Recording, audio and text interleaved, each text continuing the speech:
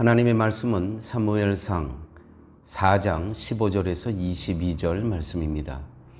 그때에 엘리의 나이가 98세라. 그의 눈이 어두워서 보지 못하더라.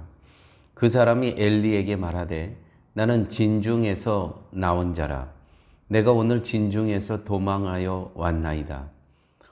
엘리가 이르되 내 아들아 일이 어떻게 되었느냐?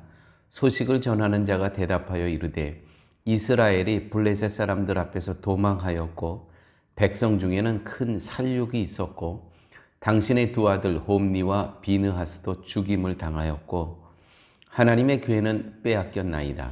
하나님의 괴를 말할 때에 엘리가 자기 의자에서 뒤로 넘어져 문 곁에서 목이 부러져 죽었으니 나이가 많고 비대한 까닭이라.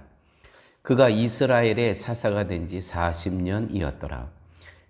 그의 며느리인 비느하스의 아내가 임신하여 해산 때가 가까웠더니 하나님의 괴를 빼앗긴 것과 그의 시아버지와 남편이 죽은 소식을 듣고 갑자기 아파서 몸을 굽으려 해산하고 죽어갈 때에 곁에 서 있던 여인들이 그에게 이르되 두려워하지 말라. 내가 아들을 낳았다 하되 그가 대답하지도 아니하며 관념하지도 아니하고 이르기를 영광이 이스라엘에서 떠났다 하고 아이 이름을 이가봇이라 하였으니 하나님의 괴가 빼앗겼고 그의 시아버지와 남편이 죽었기 때문이며 또 이르기를 하나님의 괴를 빼앗겼으므로 영광이 이스라엘에서 떠났다 하였더라. 아멘. 지난 시간에 이어서 오늘 하나님의 괴에 대한 언약궤, 법궤라고 하는 이 이야기가 계속 이어집니다. 이스라엘의 장로들은 고민 끝에 악수를 두게 되죠. 그것이 2절, 3절 말씀입니다. 언약궤를 전쟁 중에 장로들이 전쟁터로 옮기기로 결정을 합니다. 언약궤와 함께 있으면 만사 형통하리라는 생각이었죠. 갸륵한 생각 같지만 이것이 바로 종교입니다. 자기들의 필요를 채워주시는 하나님, 수단으로 여길 뿐이라는 것이죠. 마치 고용인과 고용주의 관계를 생각하게 합니다. 이것이 바로 종교성입니다. 언약궤의 의미에 무지한 이스라엘 장로들의 결정이 바로 이와 같은 정말 말도 안 되는 결정을 하게 되었다는 것이죠. 이 언약궤가 우리와 함께 있으면 전쟁에 이길 것이다. 그러한 얘기를 들었습니다. 이 정도 되면 언약궤가 아니라 궤짝이다. 그래서 지도자가 중요한 겁니다. 이렇게 이 언약궤를 이 전쟁터로 옮김으로 인해서 그 결과 처음에는 4,000명이 죽죠. 또 언약궤를 옮겼음에도 불구하고 또 3만 명이 죽습니다. 34,000명이라는 병력을 잃었고요. 홈니와 비느하스 이 두 아들 제사장도 잃어버렸고요. 법궤도 잃어버렸습니다.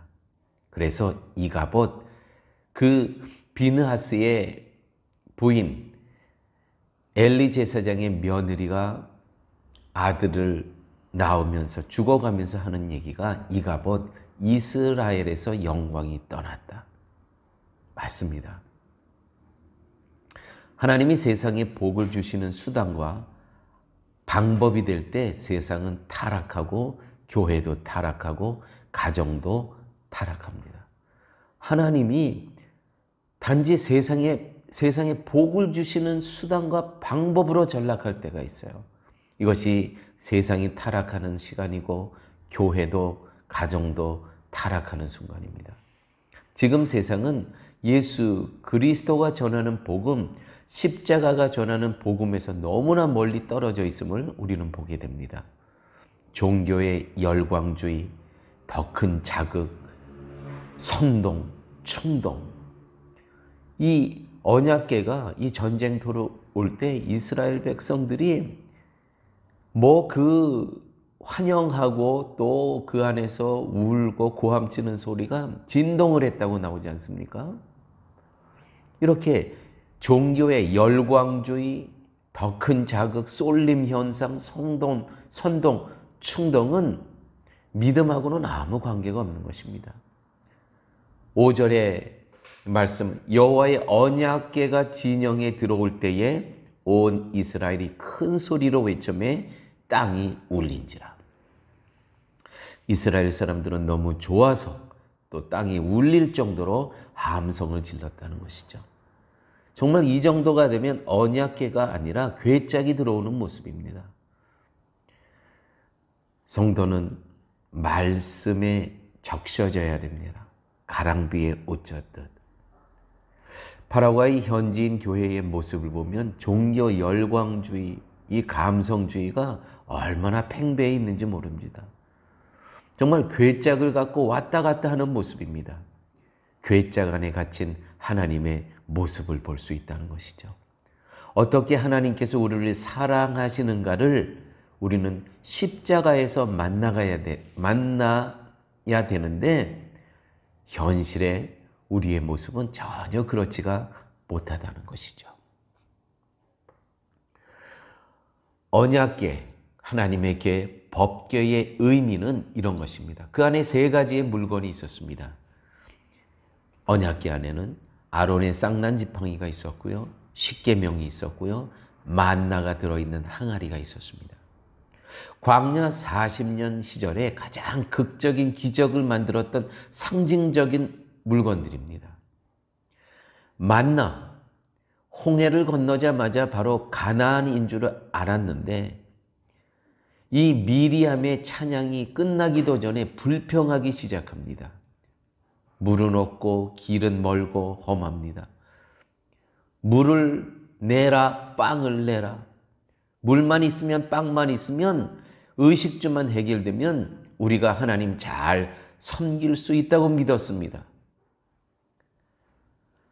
그런데 정말 그랬을까요? 그렇게 되지 않더라는 것이죠.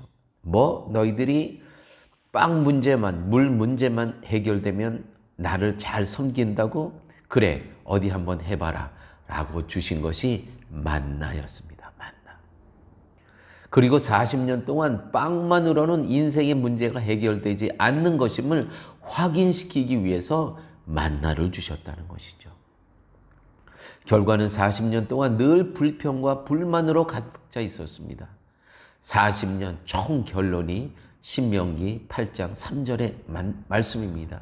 만나를 내게 먹이신 것은 사람이 떡으로만 사는 것이 아니요 여호와의 입에서 나오는 말씀으로 사는 줄을 너희로 알게 하려 하심이라. 이게 만나의 의미입니다. 법궤 안에 만나가 있으면 바로 우리는 패역한 모습을 보여주기 위함이었다는 것이죠.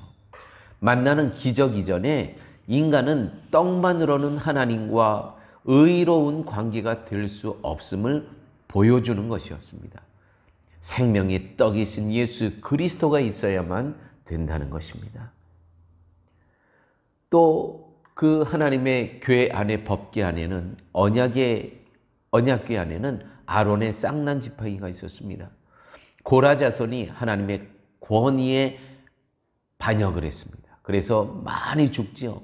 그래서 하나님께서 아론의 지팡이, 생명이 끊긴 도구, 죽은 나무에서 살구, 꽃을 피게 하십니다. 패역한 백성들이 마땅히 대가로 죽어야 하지만 하나님께서는 긍휼과 자비를 베푸셔서 구원하시겠다는 약속이 바로 아론의 쌍난 지팡이입니다. 그 아론의 쌍난 지팡이의 기적은 하나님의 권위에 도전하던 당짓던 고라 자손들에게 보이신 패역의 상징이었습니다. 그러므로 언약궤를 보며 이스라엘이 깨달아야 할 것은 우리의 인간성은 이렇게 하나님을 배반하고 당짓는 패역한 존재임을 보아야 한다는 것이죠. 십자가의 의미를 모르면 십자가는 마른 장작, 불쏘시개로 쓰기 딱 좋은 물건들입니다. 세 번째, 십계명에는 두 번째 돌판이 법궤에 들어 있었습니다. 첫 번째 돌판은 이스라엘의 배신으로 모세가 부셔버리죠. 그것을 또 갈아먹게 합니다. 그들의 뱃속에 있습니다. 그리고 레위 지파를 통해 수천 명이 죽어가죠. 다시 산에 올라가 십계명을 가지고 내려옵니다. 이스라엘 백성들은 이 두 번째 돌판을 볼 때마다 우리의 조상들이 기다리고 인내하지 못하고 우상을 만들어 이것이 하나님, 이것이 여호와 하나님이다라고 제사드렸던 그 불순종한 모습을 보며 우리는 진노의 자식일 수밖에 없음을 알아야 한다는 것입니다. 이것이 법궤의 의미입니다. 이것을 왜곡하고 기적으로만 여기는 이스라엘의 백성. 정말 언약궤가 아니고 이 정도 되면 괴짝이죠. 사랑하는 교회 여러분, 우리의 예배에는 내가 패역한 백성이고 죽어 마땅한 존재임을 고백되어져야 되는 그러한 시간이 바로 예배 시간이 되어져야 한다는 것입니다. 나의 소원과 나의 바람, 나의 인간적인 것만 채워주고 그것만 받기만 하는 그러한 예배를 하게 된다면 옛날 이스라엘 백성들이 그 언약궤를 들고 이러저리 오고 가고 하는 그러한 모습과 하등 다를 바가 없다는 것이죠. 정말 그와 같은 모습이라면 그거는 언약궤가 아니고 정말 괴짝이 많습니다. 인간이 얼마나 철저한 죄의 덩어리인가. 인간의 무능과 죄성을 고발하는 것이 바로 언약궤라는 것이죠. 동시에 그럼에도 불구하고 우리를 얼마나 긍휼히 여기시며 사랑하시는가를 보여주는 것, 바로 이것이 또한 언약궤라는 것입니다. 사랑하는 여러분, 이와 같은 일 우리의 삶 가운데 너무나 많이 있습니다. 우리 특별히 여성들, 액세서리, 목걸이, 팔찌, 귀걸이, 여기에 십자가 얼마나 많이 달려 있습니까? 그 십자가 의미도 아무것도 몰라요. 우리는 십자가를 보면서 정말 나를 위해서 돌아가신 그 예수 그리스도의 은혜와 사랑을 기억해야 되는데 내 몸 치장하는 것으로만 이 십자가의 의미를 알고 있다면 그것은 옛날 이스라엘 백성들이 그 법궤를 들고 이리저리 다니면서 전쟁하는, 그래서 결국은 34,000명이나 죽고 두 아들 제사장이 죽고 법궤마저 뺏기는, 그래서 하나님의 영광이 떠난 그와 같은 그들의 모습과 오늘의 모습이 무엇이 다를 바가 있겠습니까? 오늘 이 사건을 보면서 우리가 예배에 임하는 우리의 자세, 십자가를 보면서 우리가 어떻게 살아가야 되나를 말씀해 주신 귀한 교훈의 말씀이었습니다. 아버지 하나님 감사합니다. 오늘 말씀을 통해서 법궤의 의미를 깨닫게 하여 주심을 아버지 하나님 감사합니다. 법궤 안에 들었던 그 세 가지 다 우리는 패역한 백성, 그것이 거울 삼아서 정말 나 혼자로는 살아갈 수가 없고 하나님의 은혜와 긍휼과 자비하심이 있어야만 살아갈 수 있음을 깨닫게 하여 주심을 감사합니다. 그러므로 우리가 십자가를 볼 때 이 십자가가 나의 삶 속에서 필요를 채워주고 나를 이 땅에서 성공시키는 그러한 십자가가 아니라 십자가에서 나를 위해 피 흘려 돌아가신 그 예수 그리스도의 은혜를 만나는 그러한 삶이 될 수 있도록 우리 주님 함께하여 주옵소서. 모든 말씀 예수님 이름으로 기도드렸습니다. 아멘.